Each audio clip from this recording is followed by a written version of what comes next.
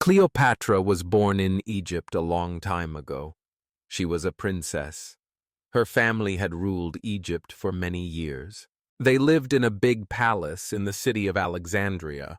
The palace had tall white columns and colorful walls. Servants walked quietly with trays of fruit and drinks. Outside the palace, the Nile River moved slowly, and the streets were full of people buying and selling things. Cleopatra was not like other children.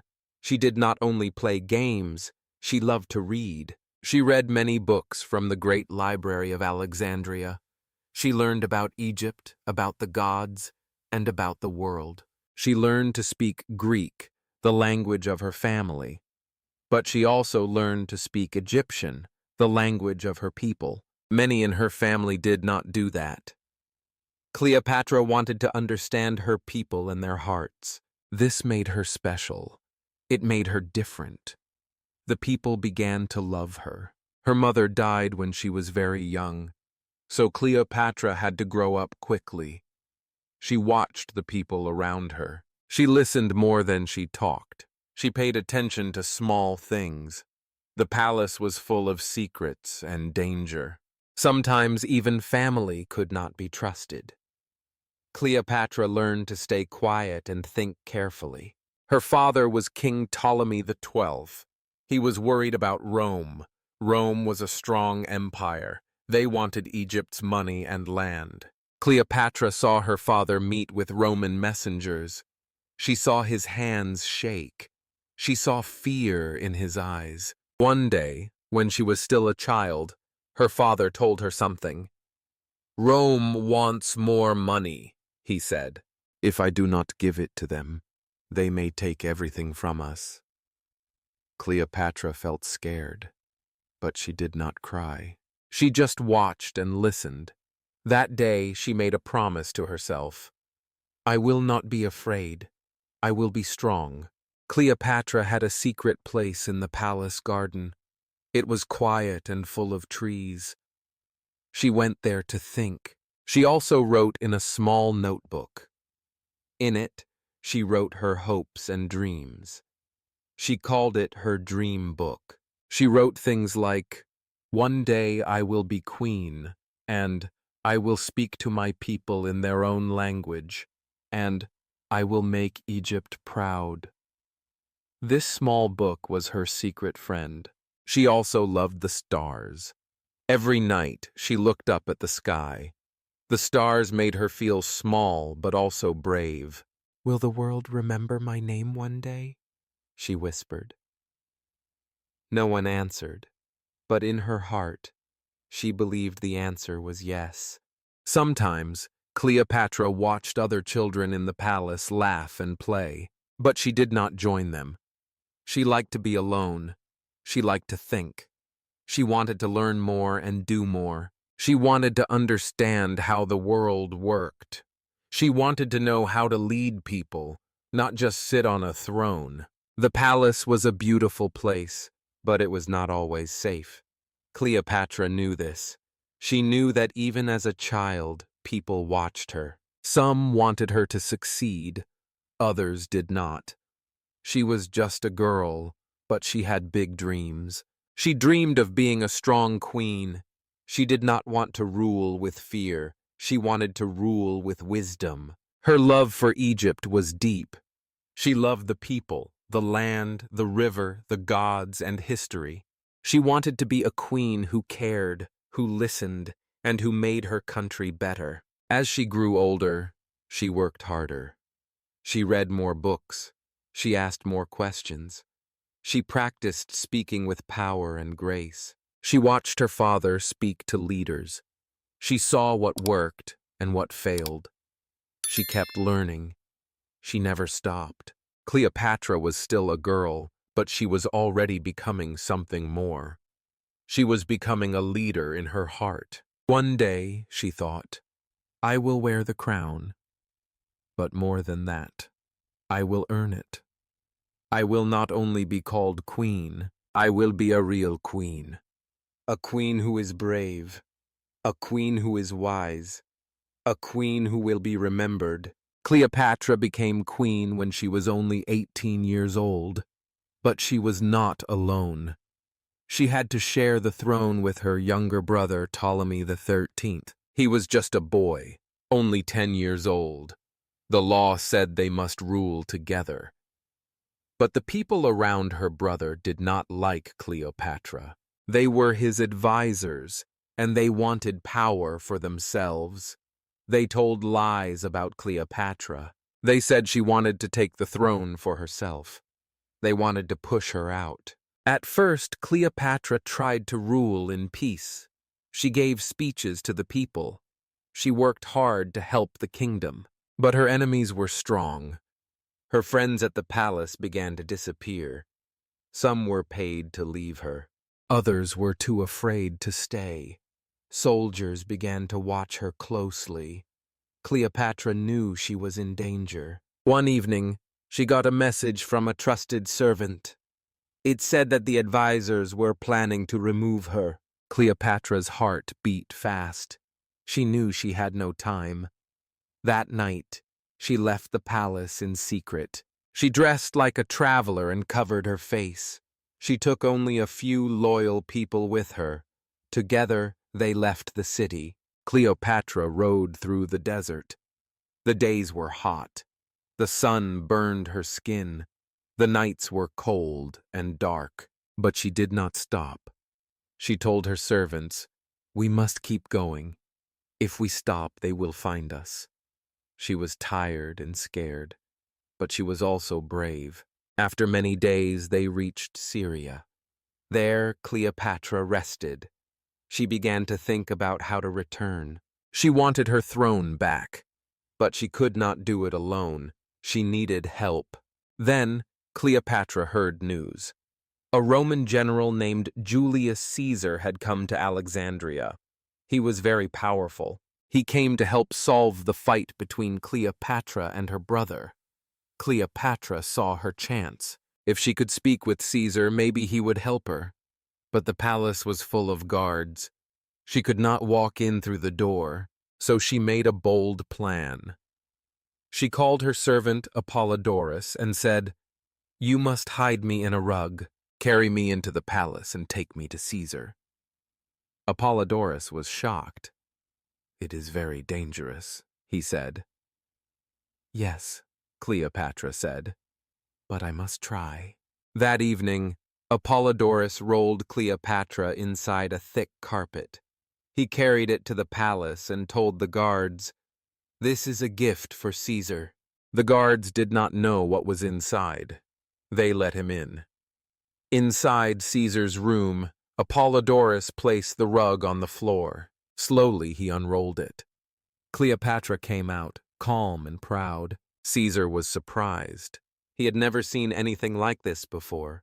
But he smiled and said, "You are very brave." Cleopatra looked at him and said, "I need your help. I am the Queen of Egypt, but I have been pushed out by lies. I want to return and rule wisely." Caesar listened. He saw that Cleopatra was smart, not just beautiful. He agreed to help her. Soon after, he told the people of Alexandria that Cleopatra would return to power. Her brother's advisors were angry, but they could not fight Caesar. His army was too strong. Cleopatra was queen again. After this, Cleopatra walked through the streets of Alexandria. People smiled at her. Children waved. She smiled back. She wanted to show the people that she cared. She wanted them to feel safe again. Cleopatra also started something new. She invited children to the palace gardens. She read books to them and taught them to write. She told them, "Books make your mind strong. You can lead too." The children listened. They looked at her with big eyes. She was not just a queen. She was a teacher too. Cleopatra knew that her return was only the beginning, but she was ready. She had lost her throne once, but she had come back. Not with war, but with clever thinking and courage. She had risked everything. And now she stood tall again, not just as a queen, but as a symbol of strength.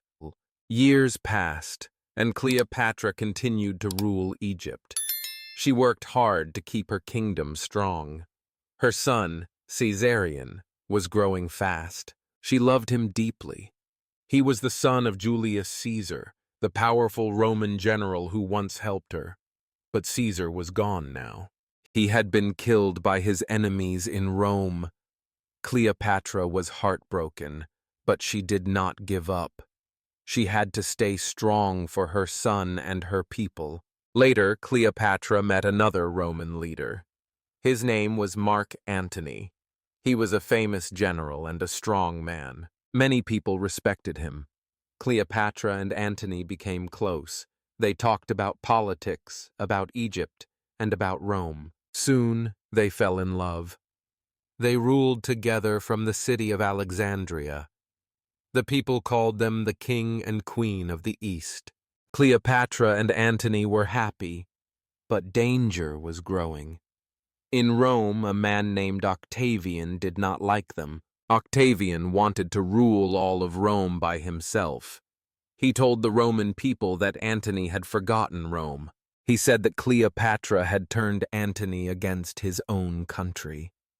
Many people in Rome believed Octavian's lies. They began to hate Cleopatra. Soon, war began. Cleopatra gave Antony ships, soldiers, and gold. They built a great fleet to fight Octavian. They believed they could win. But at the Battle of Actium, everything went wrong. Octavian's ships were strong. They trapped Antony's fleet. The wind turned against Cleopatra's ships. The sea was rough. She saw the battle turning bad. She made a hard choice. She ordered her ships to leave. She wanted to protect what was left. When Antony saw Cleopatra's ships leaving, he felt lost. He followed her. Their army was broken. They had lost the battle. They sailed back to Egypt. Alexandria was quiet. The people were scared. Cleopatra and Antony tried to stay strong, but they knew Octavian would come soon. Cleopatra hid her gold and jewels. She sent Caesarion to a safe place. She told him, "You are the future of Egypt. You must live."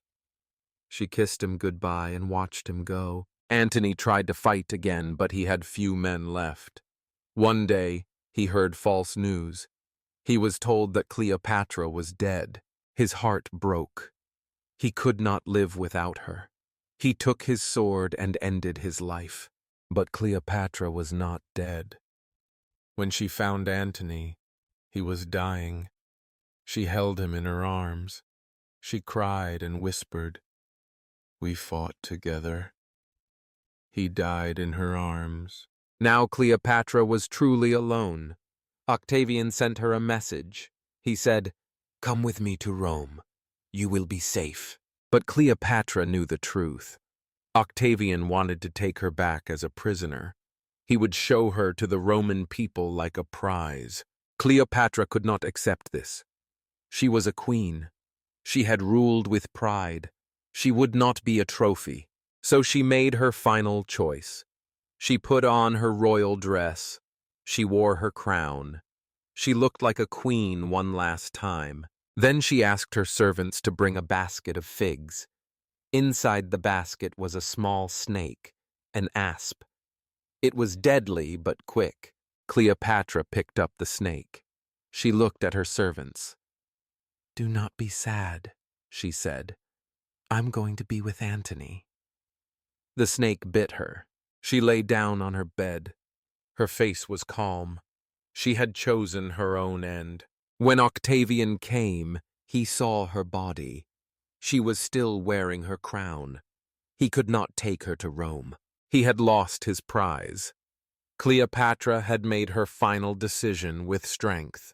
Even though Egypt became part of Rome, Cleopatra's name was never forgotten. People remembered her not only for her beauty, but for her courage, her mind, and her love for her country. She was a queen until the very end. Her story still inspires people today. She showed the world that even in hard times, a person can choose dignity. Cleopatra's final choice made her legend live forever. Cleopatra's story is one of courage, intelligence, and deep love for her people. She was born a princess in Egypt, but her path to becoming queen was not easy.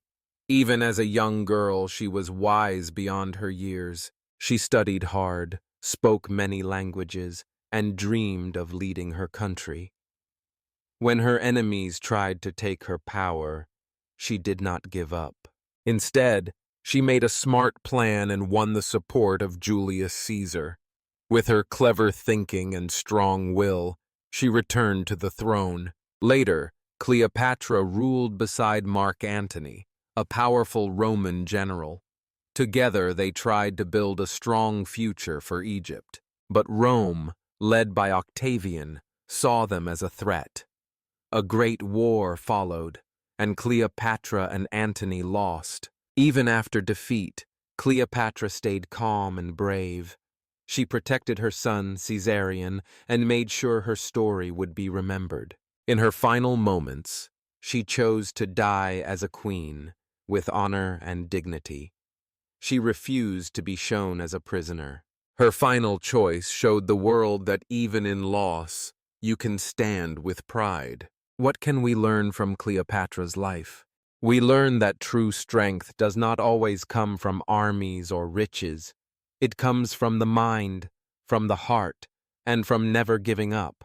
Cleopatra used her intelligence, her voice, and her courage to make a difference. She teaches us that it's okay to be afraid, but we must act with strength anyway. She teaches us that even when the world is against us, we can still choose our own path. In today's world, we face many challenges. Sometimes people may doubt us. Sometimes we may feel small. But like Cleopatra, we can rise. We can study, think, and speak clearly. We can stay proud of who we are. Her story reminds us to lead with wisdom and live with courage. Congratulations for listening to this full story in English. You have just improved your English listening and understanding skills a lot. Be proud of yourself. Now let's test your memory with a fun question. What did Cleopatra hide inside to secretly meet Julius Caesar? A. A basket of fruit. B. A rolled-up rug.